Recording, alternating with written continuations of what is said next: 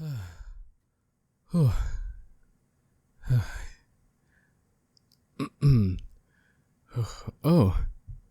hey baby. Welcome back home. Come here. Mwah. Kamusta?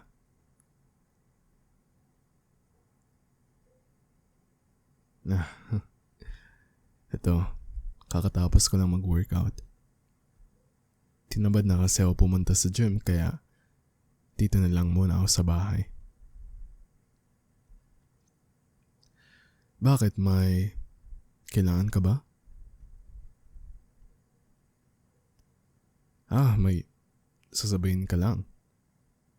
Oh, sige, ano yun?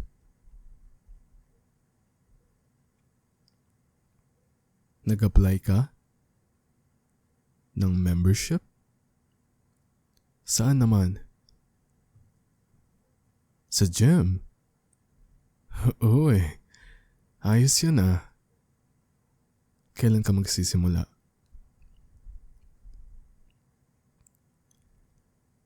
Nagsimula ka na kanina. Kaya pala medyo kinebi ka na.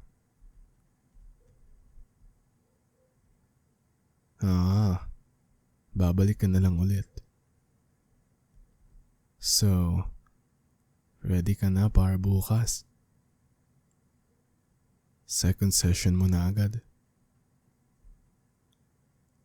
Tulungan na lang kaya kita bukas.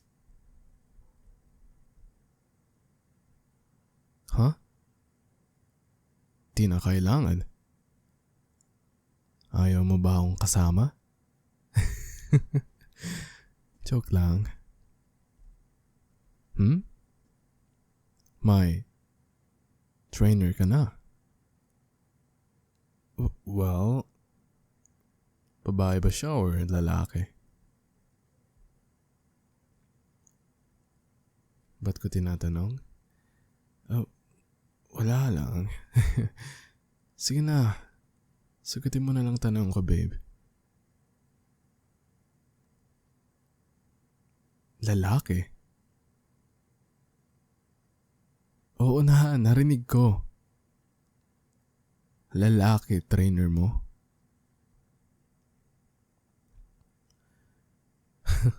Wow Sinabi mo lang yan na parang wala lang, ha? Bakit di ka kumuha ng babaeng trainer?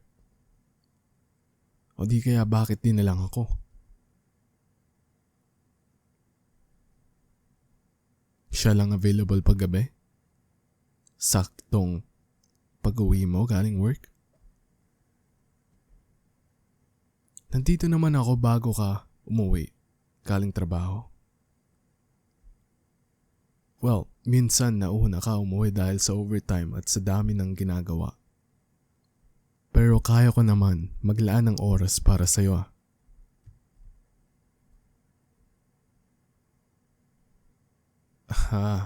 Okay. Hindi. Wala to. Okay lang. Baby, matanong ko lang kasi kailangan kong malaman. Ano bang klaseng tao yung trainer mo na yan? Lagi ba siyang nag-flex ng biceps or abs?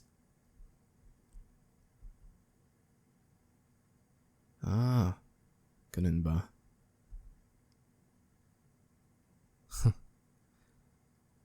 Mukhang excited ka talaga Parang di ka naman ganito ka-excited nung inaya kita mag-workout tayo last week. Tinamad ka pa nga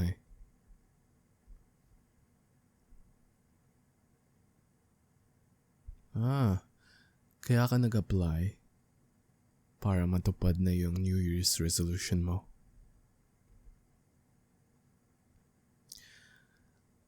Ano nga pangalan niya ulit, babe? Teka.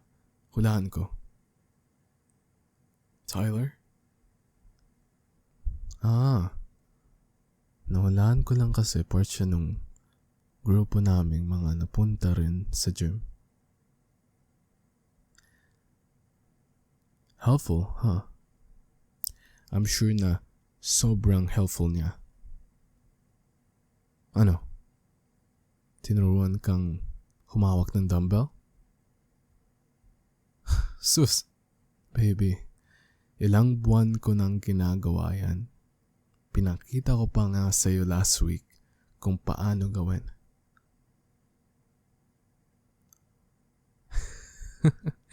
Alam mo babe, pwede naman kasi na ako na lang mag-train sa'yo. Kaya ko naman. Pasok naman siguro ako sa qualification. At saka at least ako, pwede akong lumapit ng sobrang lapit na parang ganito.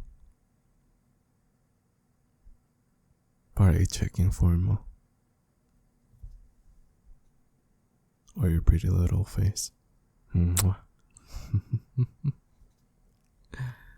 I mean, alam ko naman na hindi ako certified trainer. Pero seryoso, nakita mo na ba mga biceps ko? Sus, kung may gym guy kang dapat kasama, dapat ako na lang.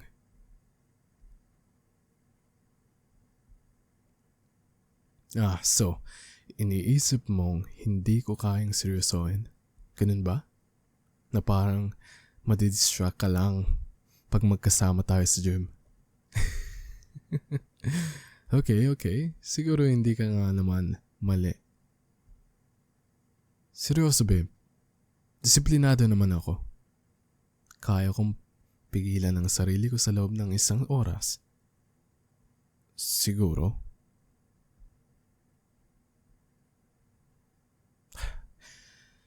Sige na nga, papayagan na kita dyan sa trip mo na yan.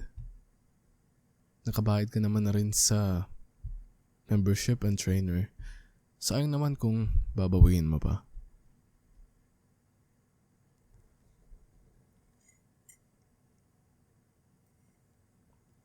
Oy, pero di pa naman siguro huli na para bawiin yon.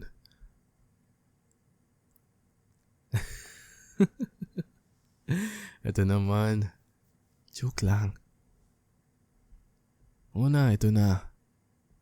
Ito naman. Pahinga na tayo. Malamang napagod ka kanina.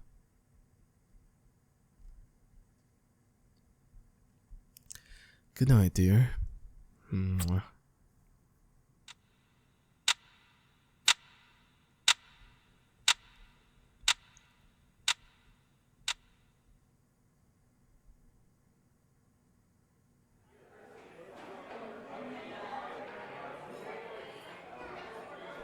Uy, napadaan lang ako. Iniisip ko kasi baka gusto mo makita ang boyfriend mo.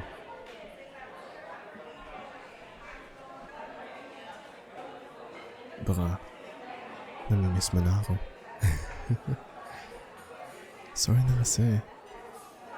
Uuwi rin naman ako. Tinignan ko lang naman kung okay ka. Oh, siya ba yun? Siya ba ang trainer mo?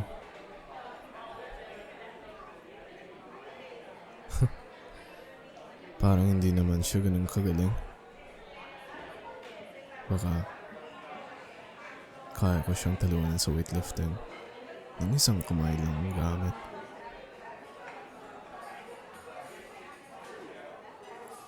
Ha? Wala. Wala nga, promise. Sige, uuwi na ako para makapag-focus ka.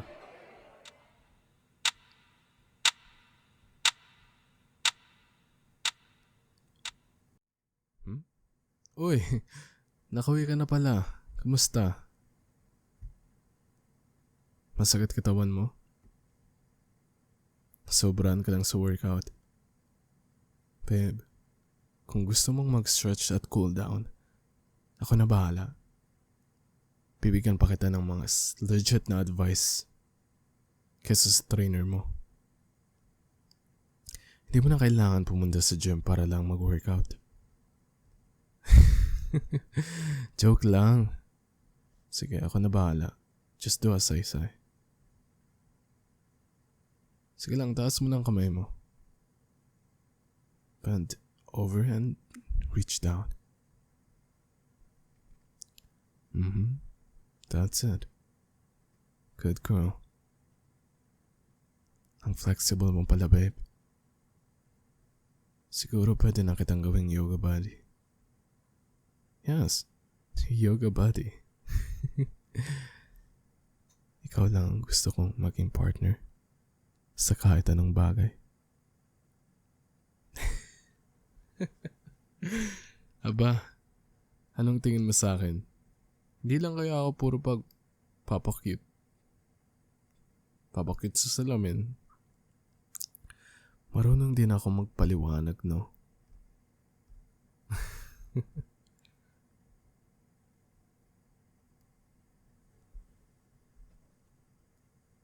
Hala, sobrang sakit ba, babe? Kapag sobra-sobra ka niyang pinapahirapan, kakausapin ko siya. Ang bilis mo yata mapagod. Parang hindi ka nasanay sa ganito ah. Kamusta ang katawan mo? Like nga, pakiramdaman ko yung noo mo. Mainit ka ata, babe. Ang sabi ko sa'yo, huwag ka masyadong magpaparsa. Ako ang bahala sa'yo ngayon, okay? Huwag ka na kasi makulit. Halika na. Nagtatampo ka ba dahil sa nangyari kanina? Oo na, sorry na. Alam ko naman na parte yun ng training. Di na ulit ako susugod doon. Promise. So, lagi ba siyang nagsasabi ng compliment sa'yo? Narinig ko kasi siya kanina eh. Siyempre, tinignan ko muna kayong dalawa bago kita kausapin. Wala nga sa plano na makikita mo ako dun eh. Ang daming salamin kasi eh. Ba't ka natanong? Kasi sinigurado ko lang. Di ba siya sobrang lapit sa'yo kapag nag-squat ka? Ano? Sinabi ko lang. Alam ko yung mga galawan at style ng mga trainer, babe. Lalo pat lalaki yun. Alam ko naman na pumayag ako eh, pero kasi joke lang naman. Karamihan ng sinabi ko. Pero ayoko lang talaga na idea na may ibang lalaking sobrang lapit sa'yo. Hindi naman ako sobrang possessive. Pero akin ka kasi. Akin ka lang. Wala nang iba. Gets mo? Okay. Gets ko naman na trainer mo lang siya, babe. Pero kapag naging masyadong siyang friendly, magsasign up din ako sa klase niyang na makita niya kung kanino ka lang. Ayoko lang kasi na may ibang tao na mas mayroon responsibilidad sa iyo kasi sa akin.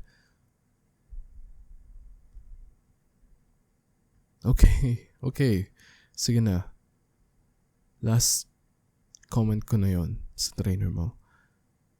Baka lumala pa yung sama ng pakiramdam mo pag uminit lalo ulo mo sa akin.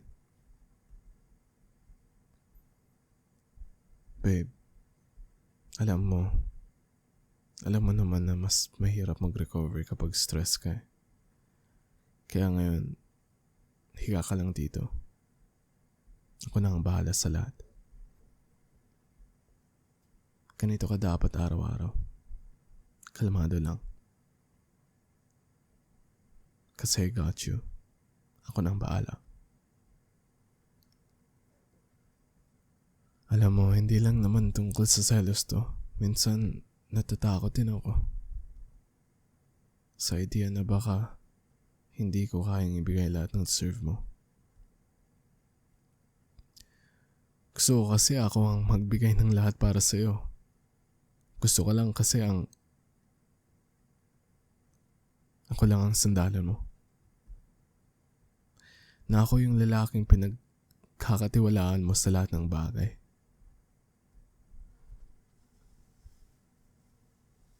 Ang selfish ko ba? Alam ko naman na ginagawa niya lang naman yung trabaho niya. Pero hindi maalis sa isip ko. Paano kung mas maging komportable ka sa kanya kaysa sa akin? Babe, hindi yun dahil sa wala akong tiwala sa'yo. Pero minsan kasi, napapaisip ako kung sapat ba yung ginagawa ko para sa'yo.